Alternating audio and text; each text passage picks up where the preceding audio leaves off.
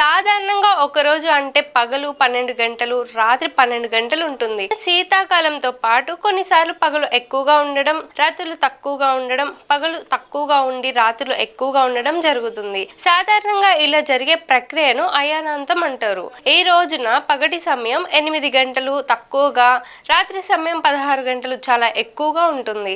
శీతాకాలపు అయానాంతం ఏర్పడే రోజున సూర్యుడి నుంచి భూమికి దూరం ఎక్కువగా ఉంటుంది. అలాగే చంద్రకాంతి భూమిపై ఎక్కువ కాలం ఉంటుంది. శీతాకాలపు అయానాంతం ఏర్పడిన రోజు భూమి దాని ధ్రువం వద్ద 23.4 డిగ్రీల పెంపులో ఉంటుంది. ఈ సహజ మార్పు కారణంగా అంటే ఈ రోజు అత్యంత తక్కువ పగలు, సుదీర్ఘమైన రాత్రి ఏర్పడుతుంది. భూమి దాని అక్షం మీద తిరిగే సమయంలో దక్షిణ అర్ధగోళంలో భూమి నుండి సూర్యుడి దూరం గరిష్టంగా ఉన్న రోజున అయానాంతం వస్తుంది. ఇది ఏటా 2 సార్లు మాత్రమే వస్తుంది.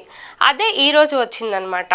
శీతాకాలపు అయానాంతం ఏర్పడే రోజు అంటే తేదీ ఏటా మారుతూ ఉంటాయి. ఇక ఈ సంవత్సరం ఈ రోజున ఈ అరుదైన ఘట్టం సంభవిస్తుందని శాస్త్రవేత్తలు చెప్పారు.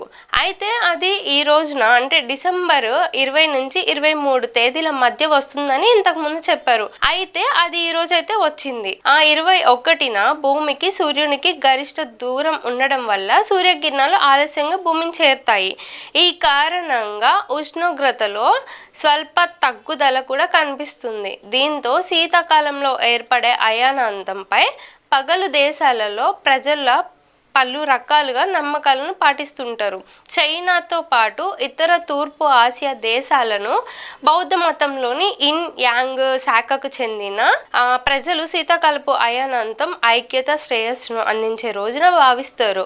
ఉత్తర భారతదేశంలోని శ్రీకృష్ణుడికి నైవేద్యం సమర్పించి గీతా పారాయణం చేస్తారు. రాజస్థాన్లో పలు ప్రాంతాల్లో పుష్యమాస్య పండుగను అంటే పుష్యమాసం వస్తుంది కదా, ఆ పండుగను ఘనంగా జరుపుకుంటారు. సూర్యుడి ఉత్తరాయణ ప్రక్రియ శీతాకాలపు అయానాంతం నుంచి మొదలవుతుంది. అందుకే మన దేశంలో దీనికి ప్రముఖ ప్రాముఖ్యత అనేది ఉంటుంది. సో చూసారు కదా, మరో వీడియోతో మళ్ళీ కలుద్దాం. అప్పటి వరకు చూస్తూనే ఉండండి PSR న్యూస్.